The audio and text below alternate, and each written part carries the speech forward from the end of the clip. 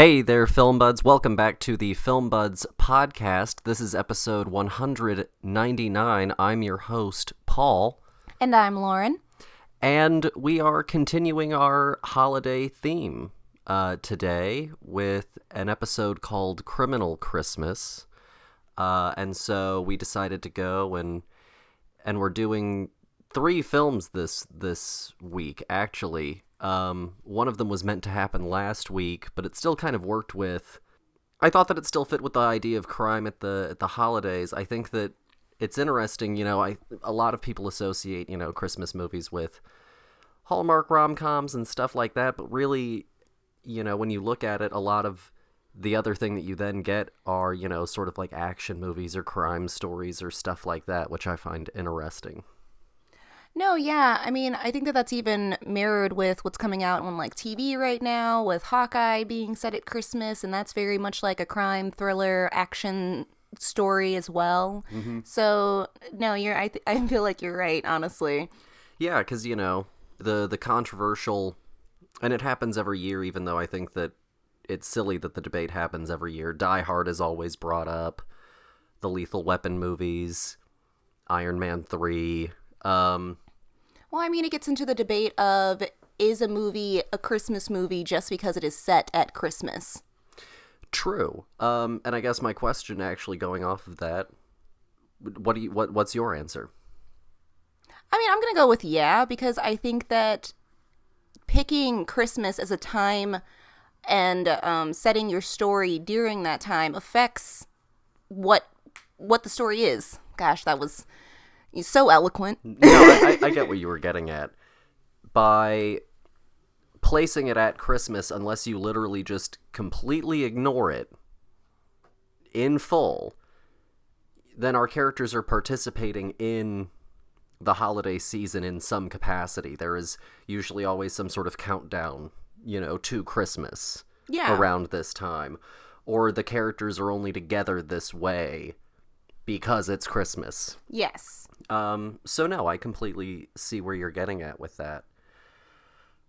Before we jump into our 3 movies, LA Confidential, 8 Women, and In Bruges, I thought that I would let y'all in on a little Christmas film history fun fact. So Christmas movies have actually been going on as long as film has been going on. The very first Christmas film that we recognize as a movie was like a very short British film called Santa Claus that came out in 1898. And a lot of the early Christmas films were all not all, but a lot of them were adaptations, especially of the Christmas Carol story from Dickens. But then you also had like 'Twas the Night Before Christmas, the poem that got adapted into a movie. So Christmas movies have been happening as long as film has been happening, which I thought was interesting. For some reason, I guess I kind of assumed that maybe it came a little bit later, but it makes sense that something that ensnares people and the attention so thoroughly would be represented on film much earlier than I had assumed it would be. Well, no, yeah, because of the fact that Christmas movies usually have like a magical realism, and it's an escapism, and I can see why early films would still pull on that, because it's an easy win. Yeah, and a lot of those early films were very short films as well, so short, sweet little Christmas stories, Santa showing up and saving the day, introduce a problem, fix it with the miracles of Christmas. Yeah, kind of a thing. Especially when, in the 1890s and early 1900s, life was harder than it is now. And I'm sure that for people who were living in those times, that even a Christmas movie was just so refreshingly light compared to their everyday. Absolutely. So it's an interesting phenomena that has stayed with us, but I feel like as Christmas has also changed, so too has, and as film has changed, so too have Christmas movies. Now I feel like it's very rare to get a truly great Christmas movie. Well, it's just because there's so many of them. Yeah. Um, if I'm not mistaken, I saw a thing earlier this month that was talking about how, and I think that I mentioned it in the Hanukkah episode, that there's like almost 200 movies coming out this year alone across all streaming platforms and that sort of thing that are Christmas movies in some capacity. A lot of Christmas rom-coms or Christmas prince and princess royalty sort of things, you know. It's kind of prolific how much there is this weird sub-industry in entertainment of people just making Christmas movies.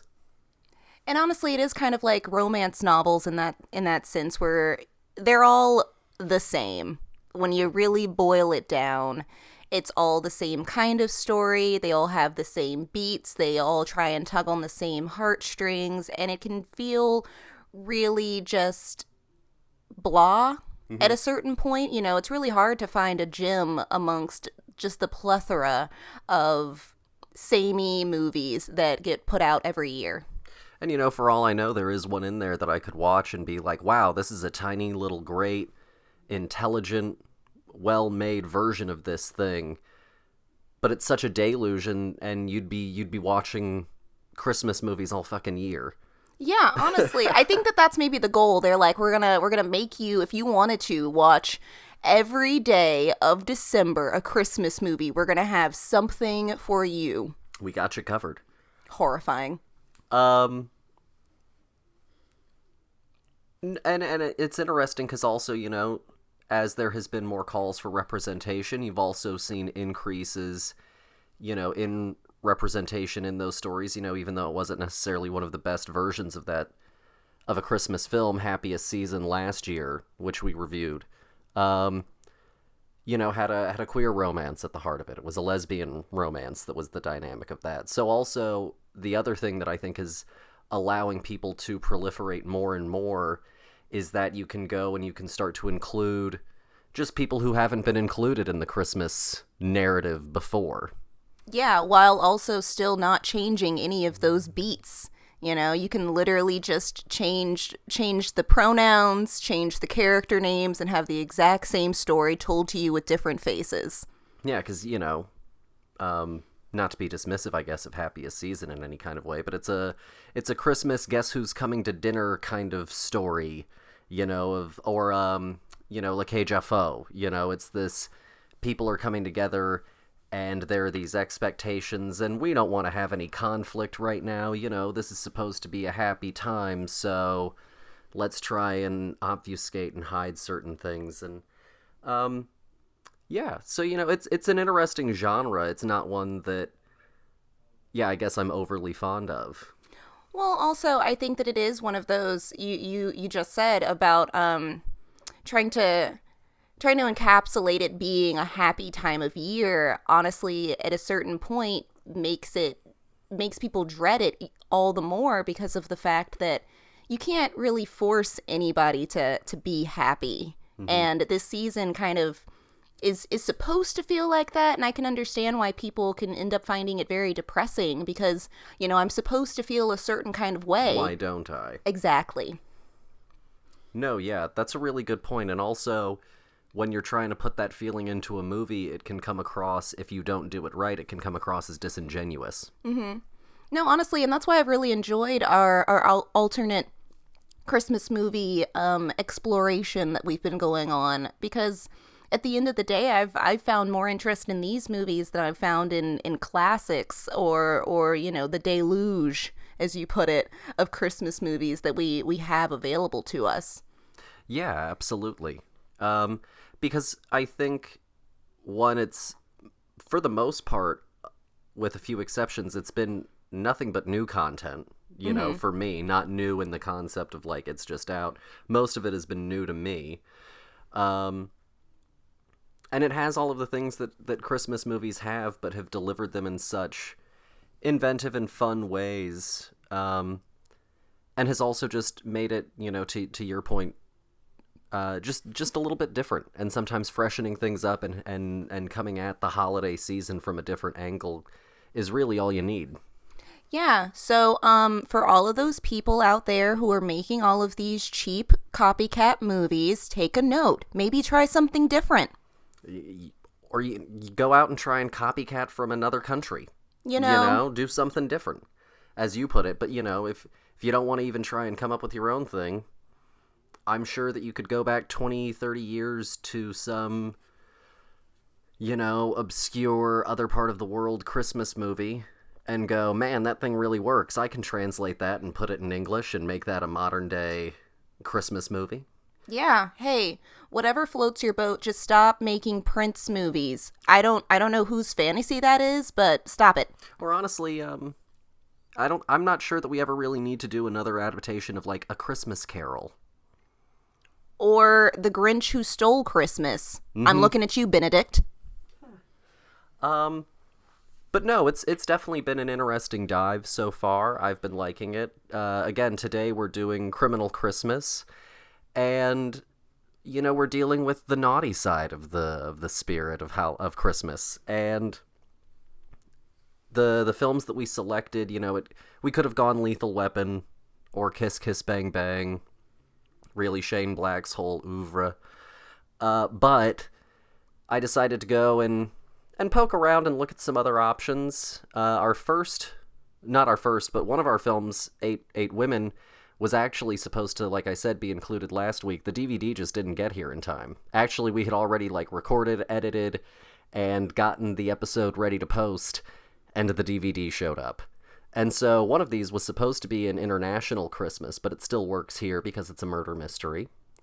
And then our other two are LA Confidential, which comes from the 90s, and In Bruges, which is a Martin McDonagh film, Martin McDonagh's first film. So I think that they all, in their own way, touch on Christmas, to varying degrees. I think In Bruges is the most Christmassy of them all, but we can get into that when we start talking about it. And I guess without any further ado, we shall jump into our first movie. We're going to be going chronologically, so we'll be beginning with LA Confidential, and as always, we have a clip, so take a listen.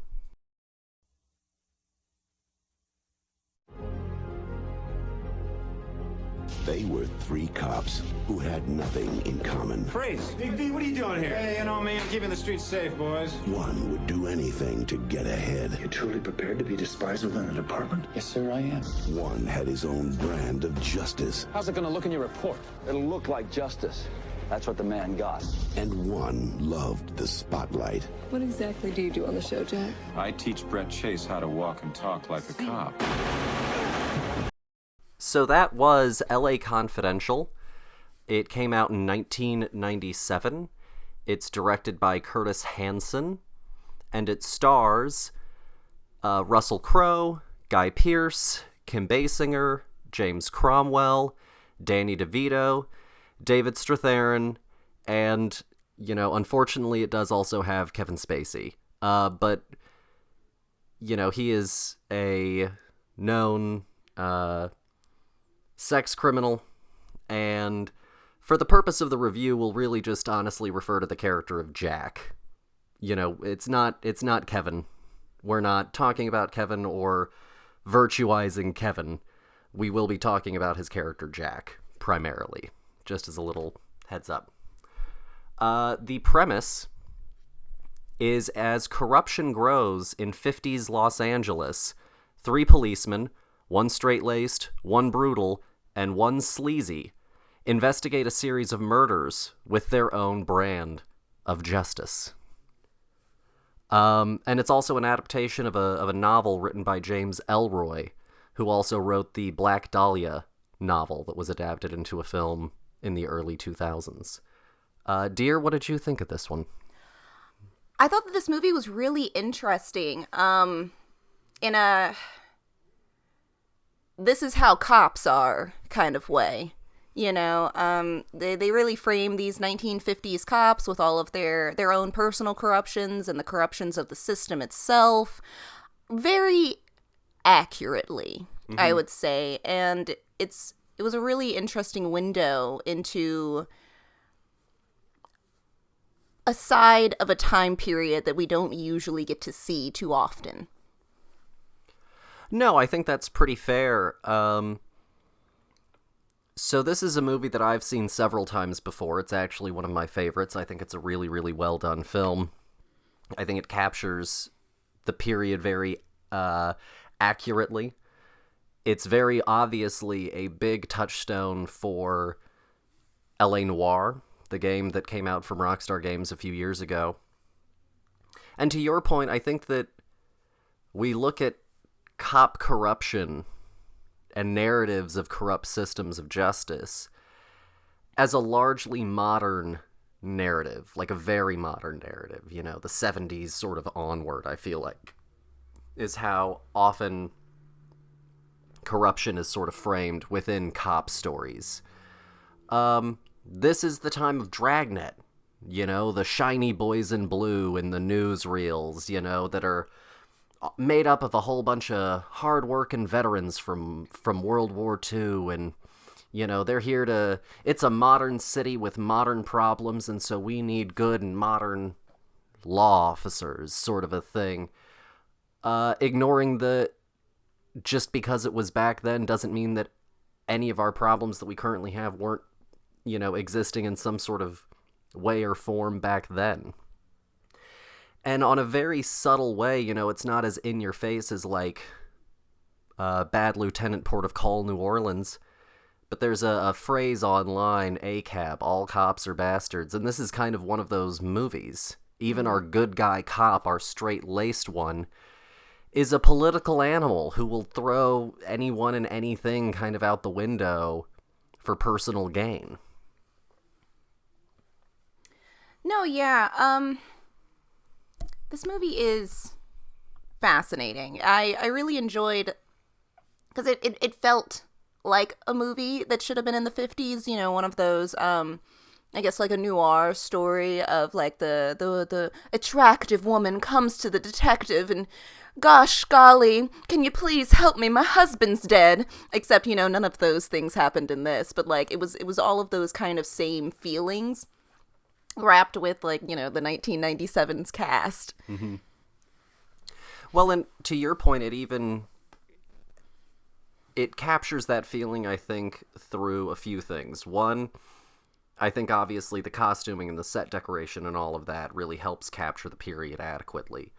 Two, I think the soundtrack is not really a modern sounding soundtrack. They go back and they make it sound like, you know, an older, brassier, you know, crime noir story soundtrack.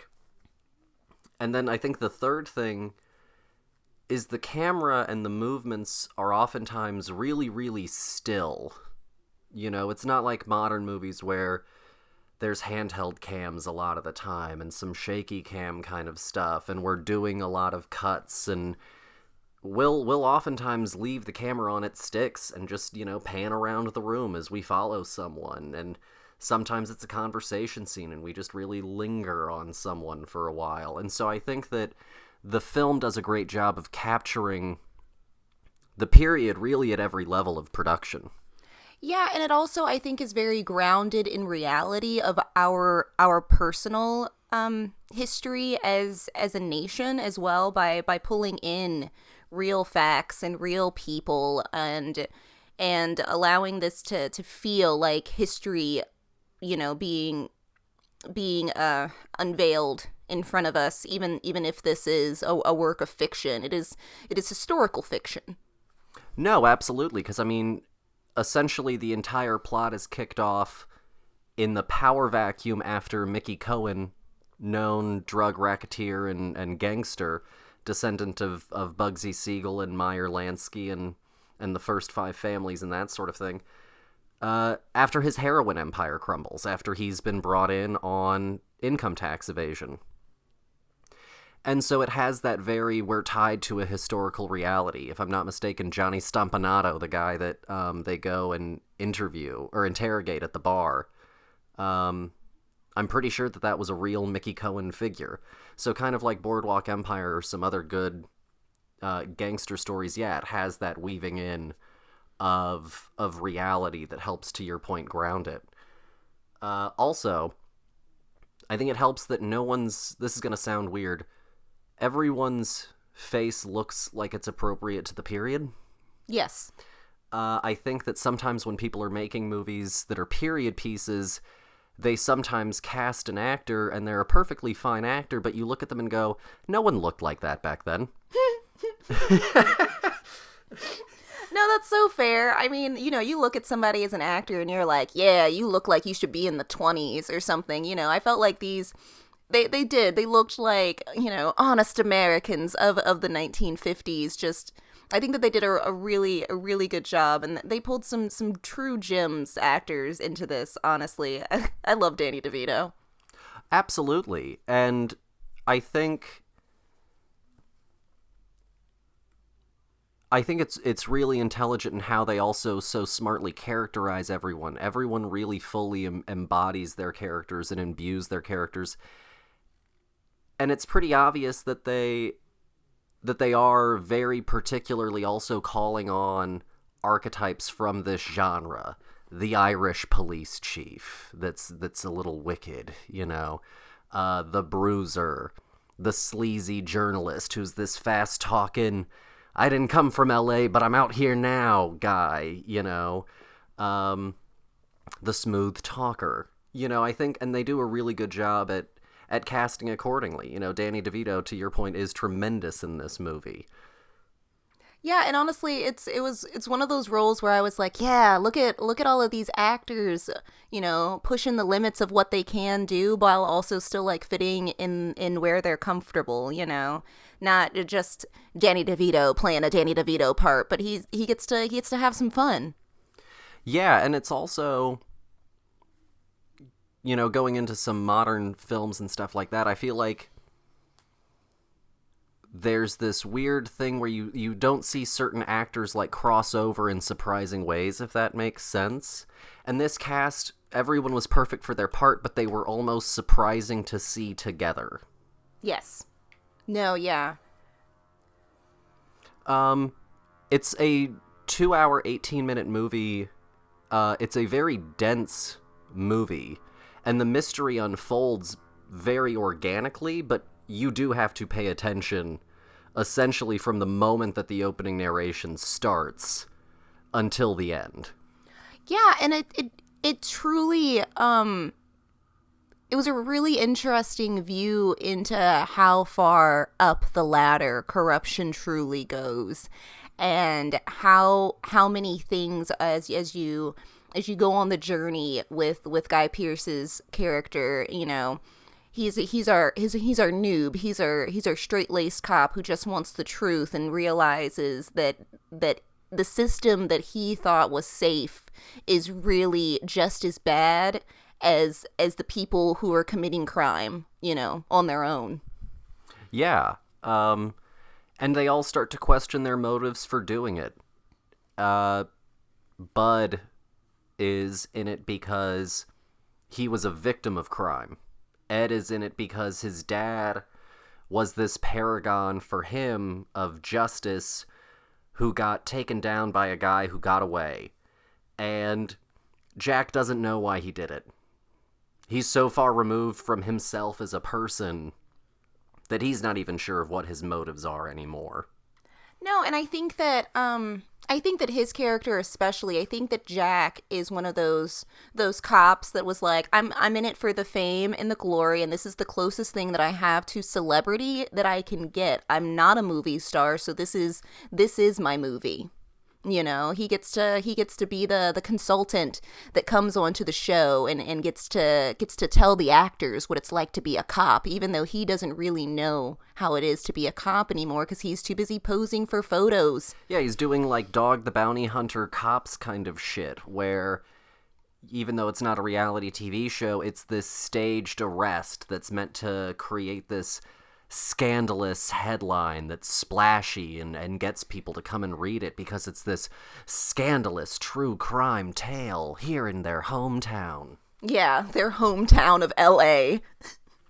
And so I think that it's a really interesting movie. I think that it's a smart movie. The reason that I chose it as a Christmas film is because essentially the events are all kicked off on Christmas Eve in the very opening scene of the movie. And it all ties back to this one night of their lives getting upended on Christmas Eve. Yeah, what do they call it? Bloody Christmas Eve is the name of the murder, the scandal that has, rocked the city. And so then they're on this quest to figure out who they are in the Force after this, and who they are as people after this, and what they really want. Do they want justice? Do they want vengeance? Do they want power? And I think that it's a really, really well done crime mystery. It's, I think, one of the best, neo-noirs of the 90s neo-noir boom. And I think that it hits those Christmas notes, if only because it is ultimately about honesty and about repercussion for bad action, which is also a critical part of a Christmas narrative, and repercussion for good action as well, lump of coal and a present. Yeah, Scrooge story where you get to follow a bad person and, realize that they're not as bad as they may think they are, the person that they've been putting on for society, and they realize the wrong of their ways, and ends up, turning into the butterfly at the end. Even though none of our characters really have that, it is an interesting kind of window into those themes. I think the person who probably ends up, even though they are presented as kind of one of the worst cops of the group, I think the one who ends up having the most positive transformation is Bud, because he just decides to leave the corrupt system altogether. Yes, and ends up, getting the girl in the end and basically stepping away from it all. And maybe he didn't get all of the repercussion that he should have gotten for what he did, but he also takes a bullet through the cheek. Yeah, and also you have to look at this movie in the window of it being the 1950s, where cops could get away with a lot more than they can get away with now, because, they didn't have cell phones, and forensics was pretty shoddy back then. So it was really a lot of, word of mouth. I love that they frame, a whole murder on innocent bystanders, basically, and get away with it pretty much until the end. Mm-hmm. And even in the end, where it seems obvious how things played out, they can craft the right narrative to where no one ever knows the truth. Yeah, the public is probably the blindest person, in this movie. The public never knows the truth, and even if the cops do, they're never going to shame the entire police force in order to actually fix any of the problems, which feels very eerily familiar. I don't know what you're talking about. Nope, not even a little bit. So if you had to give LA Confidential a score out of 5, what would you give it, dear? That's a really good question. I think I'm going to give this movie a 4.5. I really enjoyed this movie. But it's long. It's long. You have to pay attention, and a lot of details, if you're not paying attention, get lost. And there were several times where, for me, I just didn't have the right context of history to understand what or who these people were supposed to be. Thank goodness for you knowing who all these celebrity lookalikes were supposed to be in these names, because I had no idea. No, I think that that's really fair. You definitely do have to have a certain sense of period and what it was at that time and who these people were, So no, I absolutely see where you're coming from. I think that I would also give it a 4.5 as well. I'd maybe give it a 5, but I'll sit at 4.5. I think that's really fair. Also, just a half point for Kevin's presence, you know. C'est la vie. Yep. But no, I think that's all really fair. I suppose since we do have a lot for you, you know, and I don't want to talk y'all's ear off too much, I suppose we'll move on to our next film, which is from 2002, and it is called 8 Women. And as always, you guessed it, we have a clip, so take a listen.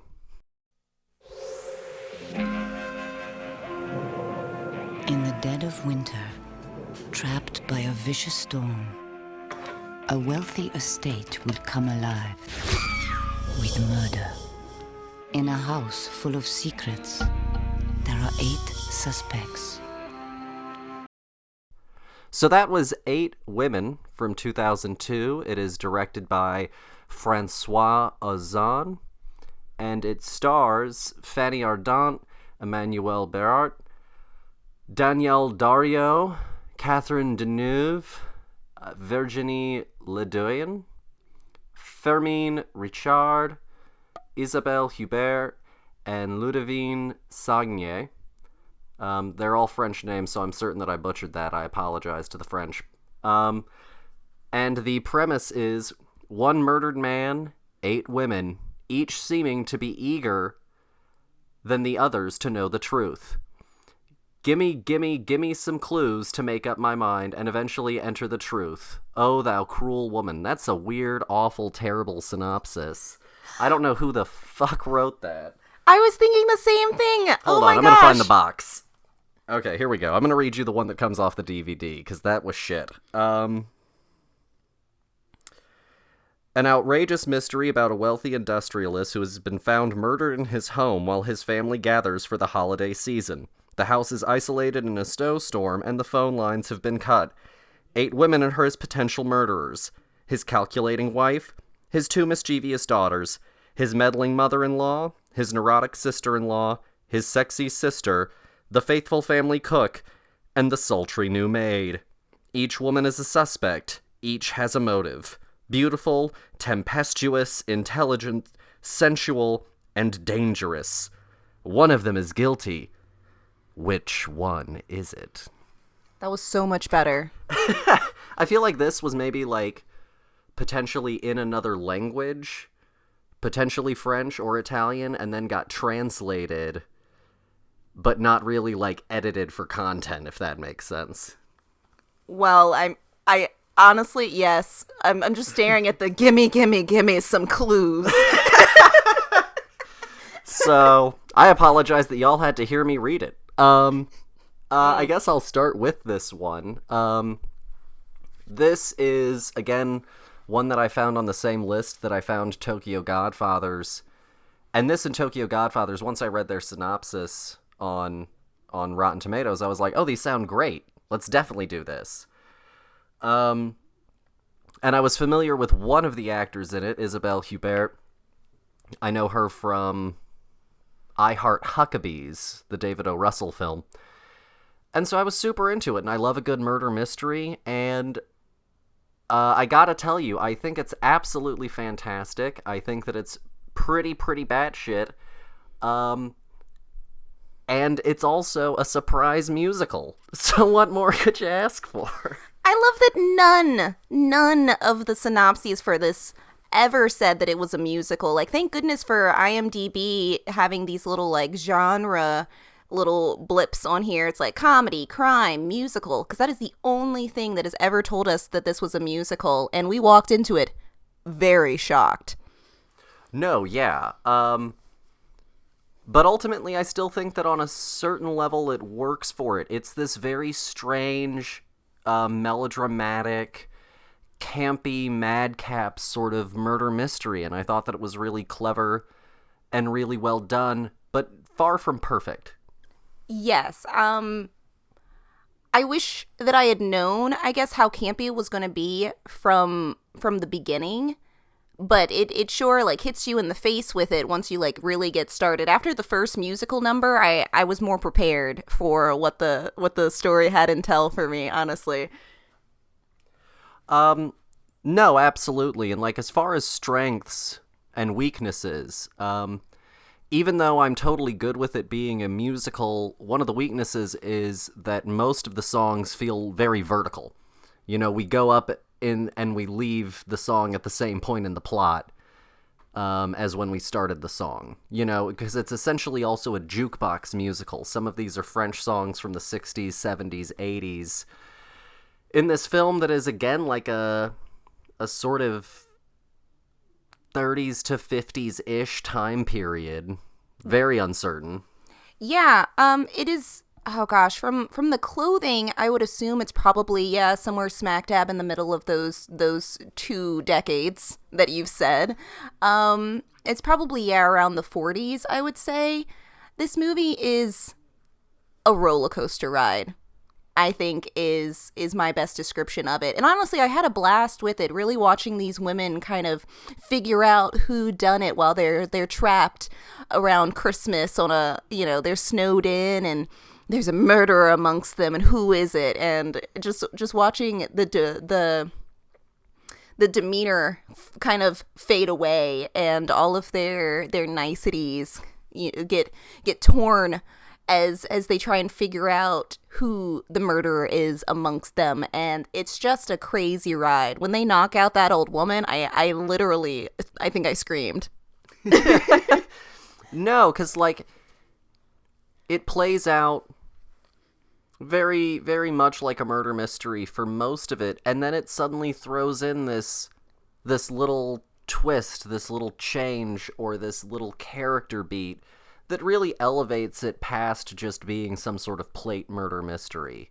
And some of the songs work better than others. I don't hate all of them, but I think that the songs are probably one of the weaker elements of the movie, if only because they don't feel as naturally integrated as they could. I think that has a lot to do with how they're presented to us. The movie is definitely like, it looks one way, and then we start going into the songs and like the lights dim down and there's a spotlight that comes onto the character who's singing, and then the other people start to like quote unquote dance around, and it just feels completely out of place. And then and then the lights come back up and it's like it never happened. Yeah, the most effective number of the whole thing is honestly the last one. Yeah. There Is No Happy Love, I think is what it's called. Yeah. No, I thought that the grandmother song was probably, to your point, the most appropriate. And I think that the least appropriate was the first one, was the youngest daughter of the murder victim. Her song just came out of nowhere. And when mom and sister started dancing with her, I was like, what drugs do I need to be on? Because I'm not. No, absolutely. As far as strengths go, I think that for the most part, all of the women are doing tremendous. All of our principal cast, I think, are fantastic. I wasn't brought down or brought out by anyone. I really didn't think that anyone was lagging behind. I felt like everyone was doing a really phenomenal job of playing what's obviously, I think, carefully crafted to be their type. Yes. They're all very, very aware of the character they're playing, almost to parody, I would say. Well, and apparently, if you know some of these actors' filmographies, they have played characters like this before. That makes sense. And so I think that it really works because this is also an adaptation. It's based on kind of two things. The main thing that it's based on is a play called Huit Femmes, which is not as well remembered as this movie is. Mostly the play is remembered because this movie exists. That makes sense. The other thing that it's based on very loosely is a play called, and a film called The Women, and he's trying to do this kind of 30s, 40s madcap American film sensibility, and he's also drawn on like the 50s styles of Hitchcock's first films, which were also, you know, before he started doing Psycho and all of that, you know, he did these kind of highbrow mystery, you know, sort of set inside of a stately manor kind of stories. And I think that that all really plays super, super well in the film. And so I think that all of that is like the strongest stuff. There are two beats in the film that I think make the movie a little bit weird that you could excise, spoilers following. And it doesn't change a lick of anything. One of them is it turns out that the daughter, the eldest daughter, is not actually the patriarch of the family's biological daughter. That's fine. But then you find out that they had some sort of sexual relationship. We don't really get into what or how of it, but apparently the baby that she's pregnant with is his. And we never really do anything with that. That just sort of exists in the plot. No, and it's honestly one of the things that really made me mad about this movie, because there were just so many times where I was like, this is unnecessary, and nobody's talking about it, and everybody is blaming, like, there was so much infighting with the women themselves that they were willing to blame this young adult, this college student, for being pregnant with her stepfather's child, with her. And we're never really sure either who all knows that. Yeah, and so it just feels icky, and just weird to blame her when he was clearly the adult in this situation. And I mean, honestly, I feel like that's how we get the ending. Yeah, for sure. And then the other thing is this weird kind of out of nowhere they put in this bit where it's like, oh, you know, I was having an affair with him for years. The maid is like, oh, I was having an affair with him for years, and you know, we were having a great time, but I didn't come here to work at the house specifically just for him or to be a maid, you know. I came here because I was kind of interested in you, but then I saw that you she's saying this to the mother of the home. She's like, but then I saw that you're kind of a weak idiot, and I stopped being attracted to you. And it's, again, one of those things that they just kind of throw out there and leave it. They don't do another thing with that concept. They don't do another thing with that idea. It's just these weird moments that are like, that didn't help my plot. That didn't further it in any kind of way. It's just stuff. Honestly, one of the biggest themes of this movie is sex. Yeah. Having it, being a part of it, sexual attraction, what that means. It's really fascinating, honestly, especially considering the time period in which this movie is set. That there's a lot of, like, curiosities of the same sex in this movie. I guess that's my best way of stating it. Absolutely. And I think that is also partially just maybe this is derogatory in some particular way. I think it's also partially just the French European sensibility of it a little bit as well. No, I think that that's probably fair. It was sexier than I was expecting it to be, honestly. Yeah. And I didn't dislike that element to it, but no, to your point, I didn't think that it was going to be quite as, vaguely erotic as it is. It's probably one of the sexier Christmas movies you can watch in its own way. That's a sentence in itself. That's the clip. But ultimately, I actually really enjoyed it, and I still found it really refreshing, and even if I have some faults with it, I think ultimately, for me, I don't think the faults outweigh the positives. No, if anything, this movie made me want to know French. Yeah, because they go at a mile a minute. You gotta keep up with that dialogue, man. Them subtitles, they go by quick. Yeah, and honestly, it was just a beautiful language to just hear them talk, even if I, was desperately trying to keep up with the subtitles. I was like, man, these women know French. No, absolutely. And they know French, they know how to read a scene, they know how to be on screen. They're all fantastic. Oh yeah. Gosh, they're just all doing such interesting, cool jobs. I love that the grandmother's photo, random aside, on IMDb is like clearly her as a young woman. I'm gonna go out on a limb and guess. Yep, she's dead. Oh. She made it to 100 years old. Good for her. 1917 to 2017. So, no, yeah, she did a phenomenal job.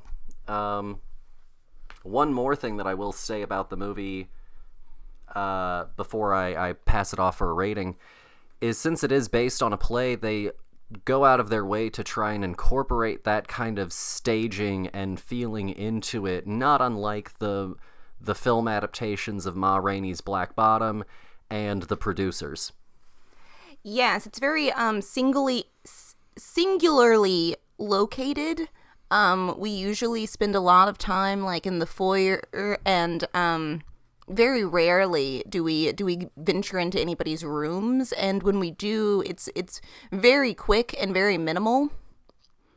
And yeah, to your point, it does very much feel like a play, but that's, I think, why the musical aspect of it is so jarring. Because it's also in many ways not really exactly like a theatrical musical number would play. No, yeah. So if you had to rate it out of 5, dear, I think I'm gonna give it. I'm gonna give this one a 3.5. Yes, that is what I'm gonna give it. I was gonna give it a 3.5 as well. Just those few little hiccups are enough to hold it back a little bit. And also, and I don't want to get into the ending of it, but I think the ending is a little bit messier, and I have a read on it that I think works, but I think that the ending could be improved without getting too deep into it. You know, I don't want to spoil the mystery's ending. It's a whodunit, so... But for me, the whodunit aspect, the reveal, you know, our moment where our detective gathers everyone and pulls back the curtain, should in many ways land super, super effectively, and it does in some ways, but not as effectively as it should. Yeah, I think that's fair. So I guess moving on, we'll do our final movie of the criminal Christmas, In Bruges.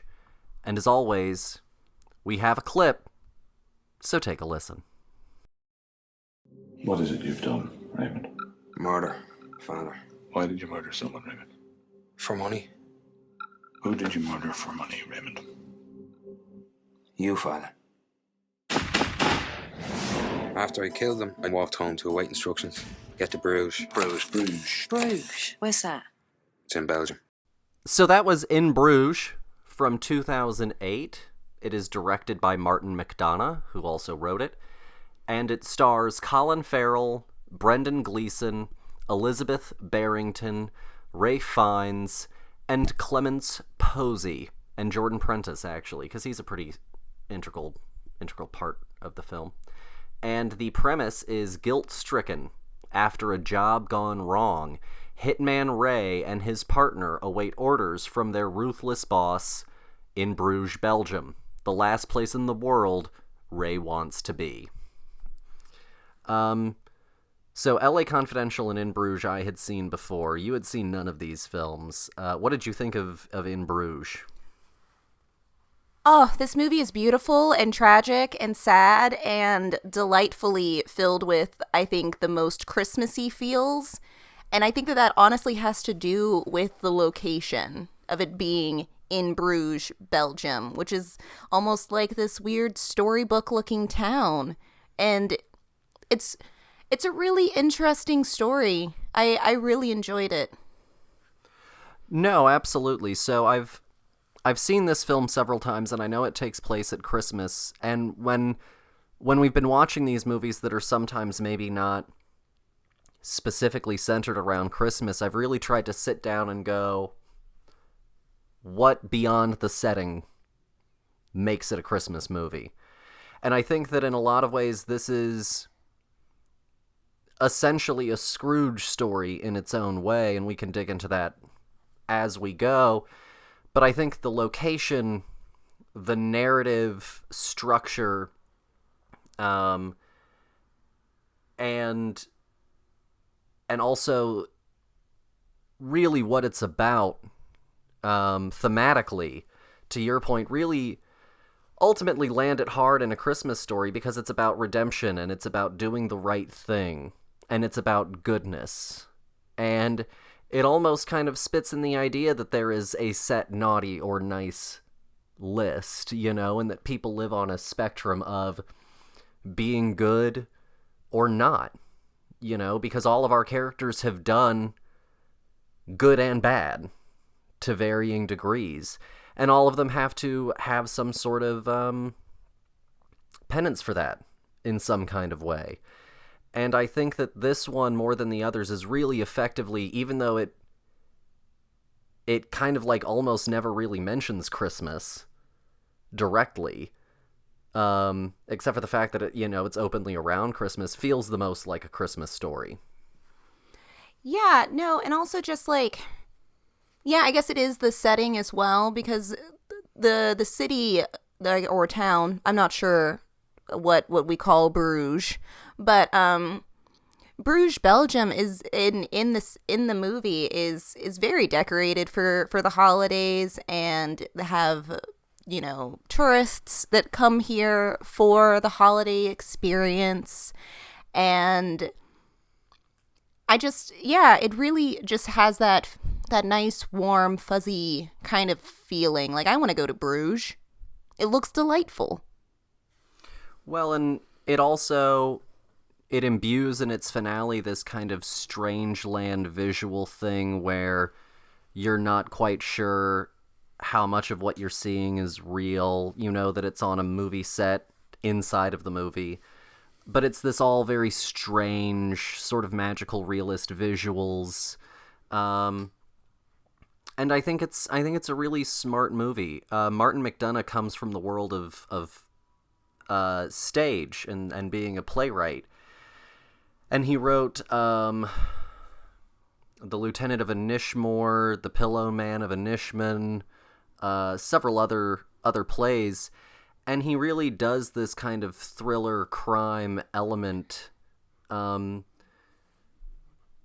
all of his works, you know, sort of devious people, the darker elements of society, the darker mindsets people have. And this movie is unabashedly willing to go incredibly dark, but then that makes every single tender moment it has so sincere and powerful and moving, I think.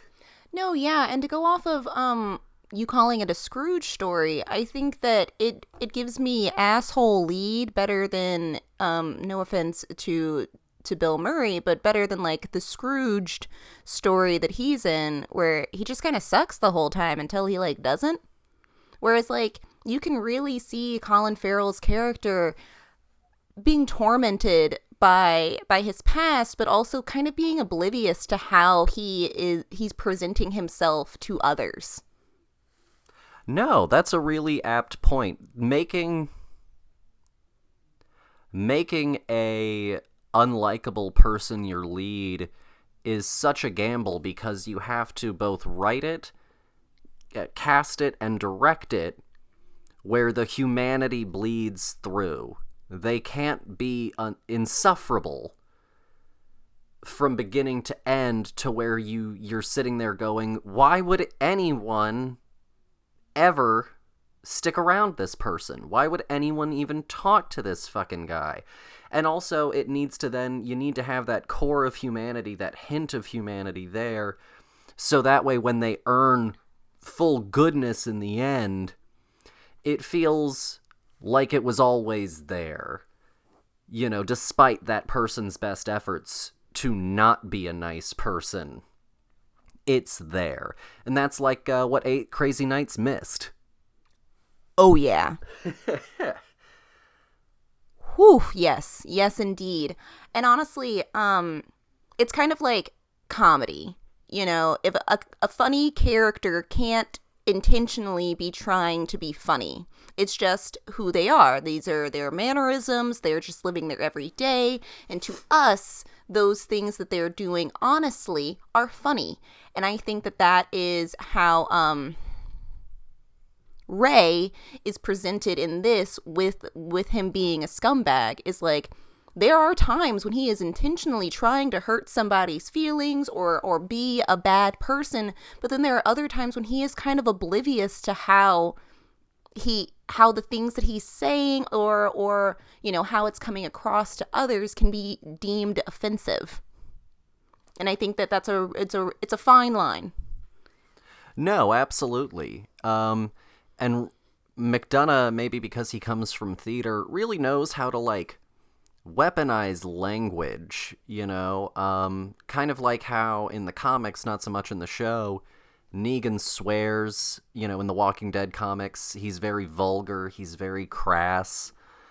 And McDonough's very intelligent in how he has certain characters use foul language or use certain slurs or what have you, to either biting effect or to show how small and stupid the person saying it is, and how limited of mind that person is. And he uses that, sort of nastier language super, super effectively as well. I think that it's a really, really incredibly done film, and I think that for a first time out as a writer-director of a full-blown movie, he had done a short before this, but I don't think that he had done a feature. I think he does incredible at not just writing it, but getting the right performances out of these people.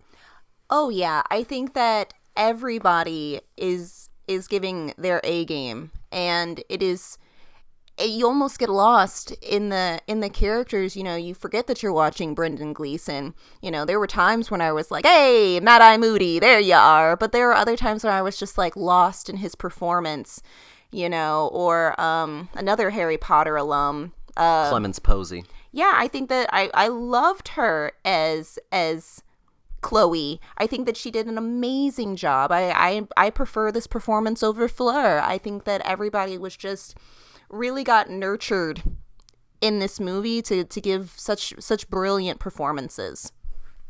Absolutely.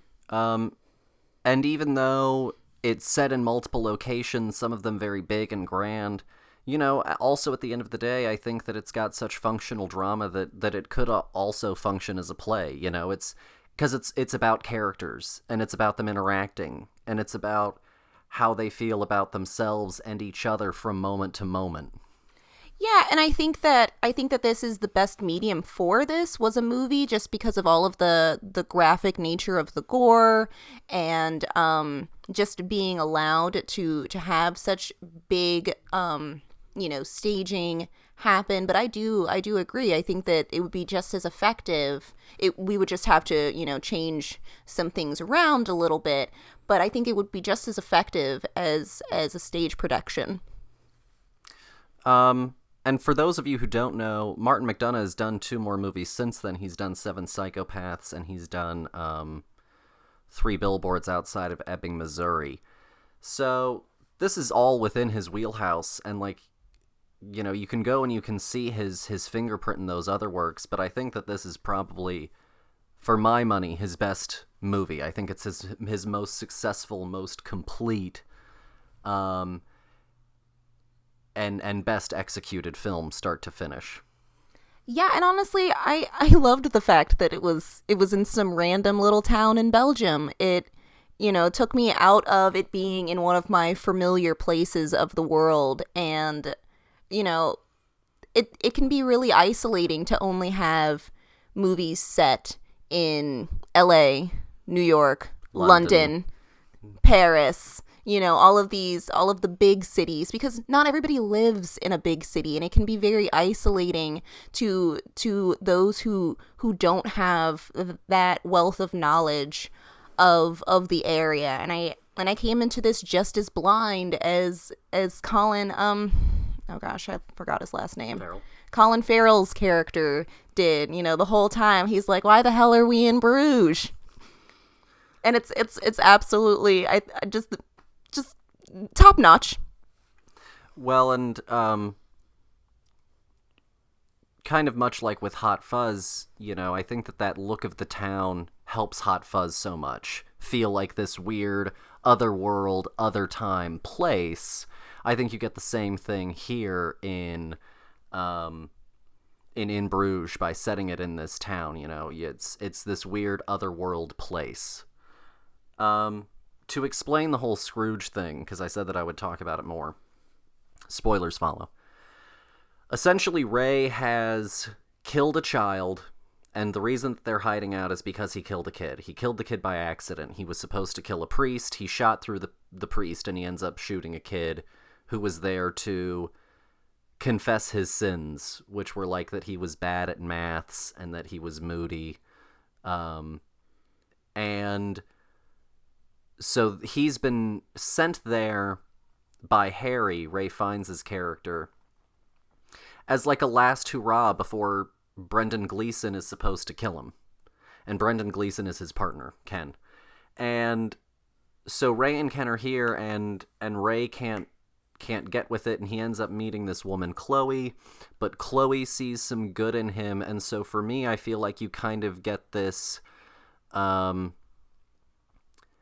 Ghost of Christmas Past element with Ken, with Brendan, this person who knows him, this person who has this bond with him, this person who has seen good and bad from him.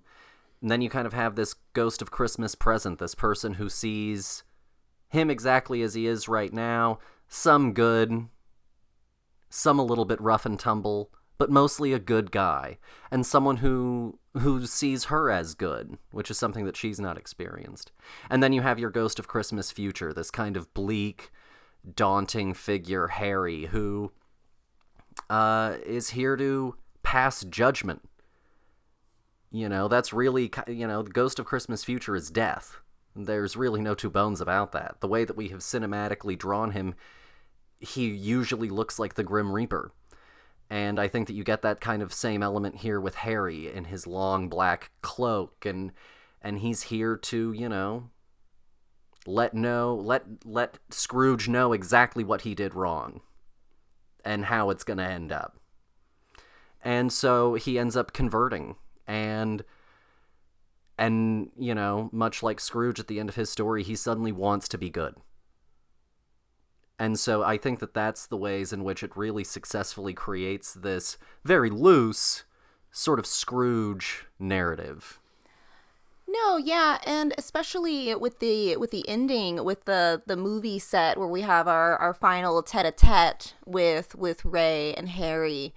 And you were talking about it being very otherworldly, and that is kind of how the Ghost of Christmas Future always feels, is like this really spooky, otherworldly, unescapable force. And I loved it being on the movie set with all of the people in their very I guess kind of like the Black Plague-esque attire. You've got the Gothic. Yeah, you can't see their faces. They're wearing very creepy masks, and the only person that we really see is a symbol of the child that he has killed, in the past, played by his name was Jeremy, I believe.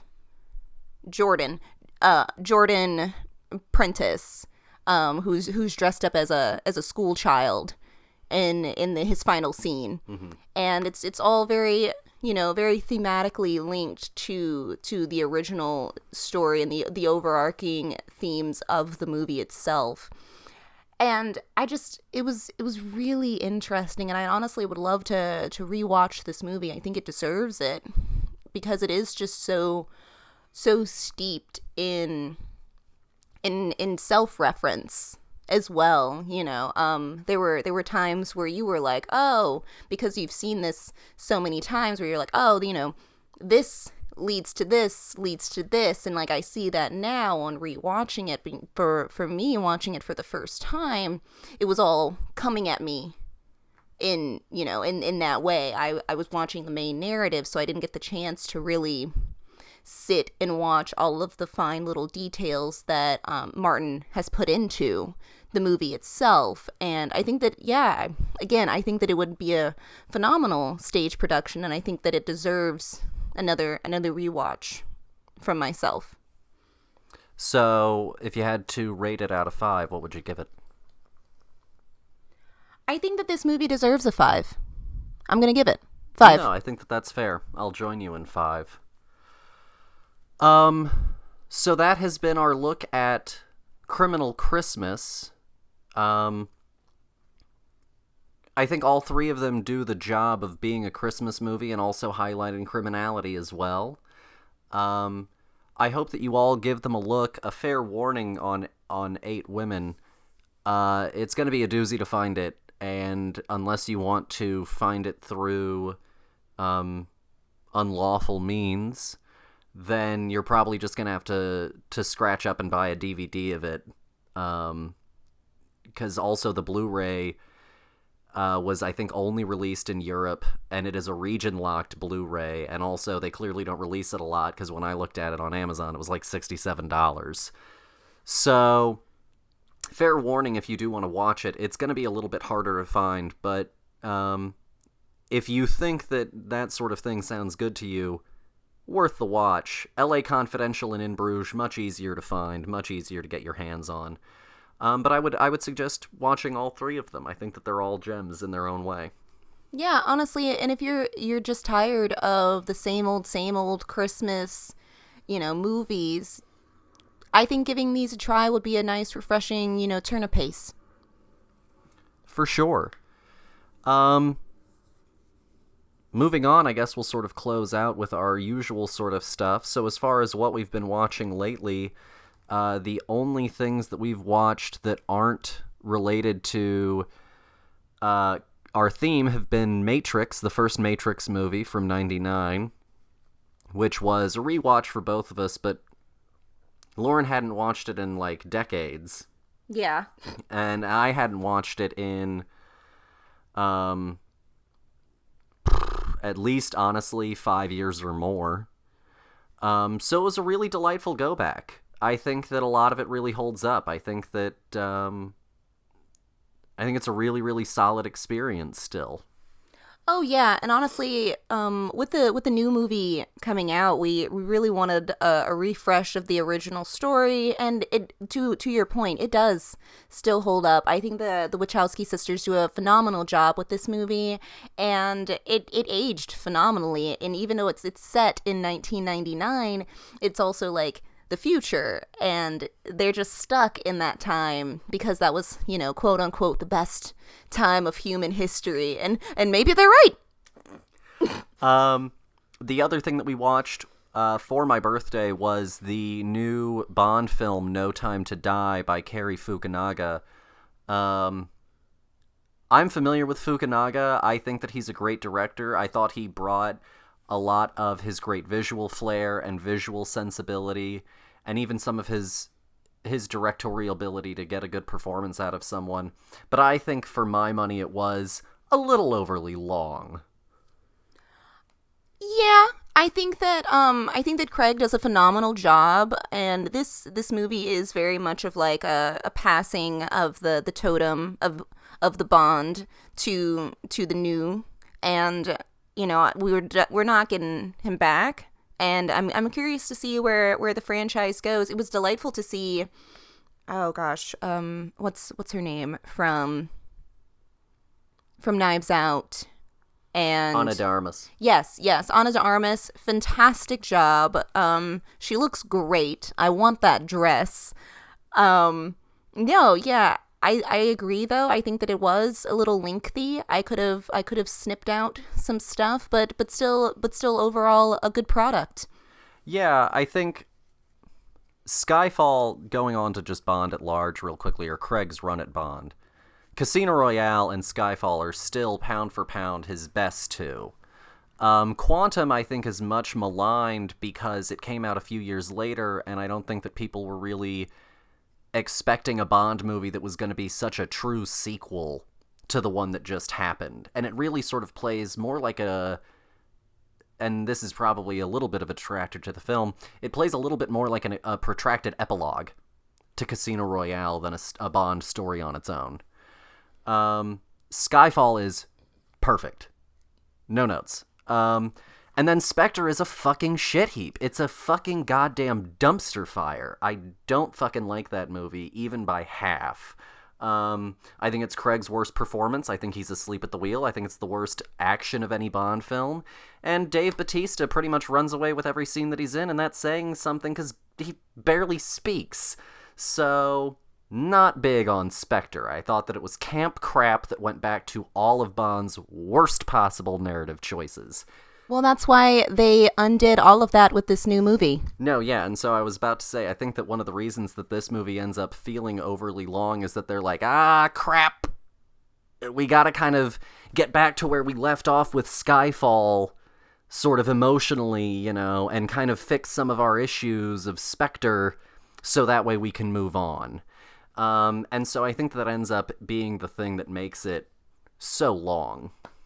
No, yeah, but I do think that, as Craig's last rung of this, we've had a few movies where it's a passing of the totem in recent history, and I think that this movie does a way better job of feeling like and this is the end, versus Black Widow, which or Rise of Skywalker. Yeah, where both are just asleep.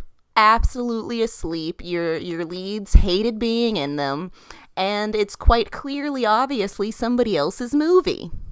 No, absolutely. The studios. And so that's kind of what we've been watching lately. As far as movie news, No Way Home just came out. It's blowing records out of the water already. It's done a better opening weekend than No Time to Die did. Award season is kicking off. I'm not going to bore you by listing off the Golden Globe noms, but they came out all over the place for me. Green Knight's not nominated for anything. That's a crime. So yeah, award season, though, is really getting into effect, really kicking into high gear. And we might try and cover some of that a little bit more in depth. But since we've already been talking your ear off for over an hour, what do you think, dear? Do we want to let them off the hook? Oh yeah, don't bore them with award stuff news. Honestly, that list was pretty thick and pretty boring to hear. Yeah, that's fair. So I think that's where we're going to leave it for y'all. Next week is episode 200. Big deal, 200 episodes. And we're going to have a special guest. I'm not going to reveal who it is until next week. But be sure to keep an eye on our socials because we've got a really special guest planned for our 200th episode, and we're going to be doing The Green Knight, which takes place and ends on Christmas. I mean, if you can guess who it is, I'll give you a high five because I don't have any money. I'm so sorry. But no, so that's what we have planned for y'all coming up, and then after that, we're going to be doing Gremlins and Gremlins 2. If you haven't already, check out our international Christmas episode. Or our Hanukkah episode from the start of the month. As always, thanks for listening. Check us out on our website, thefilmbuds.com. Email us at thefilmbudspodcast@gmail.com. Go and give us a review also, because we need 5-star reviews so that way we can get Rotten Tomatoes certified in March. Thank you so much for listening. Have a happy holiday season, you guys. Stay safe. Bye. Bye.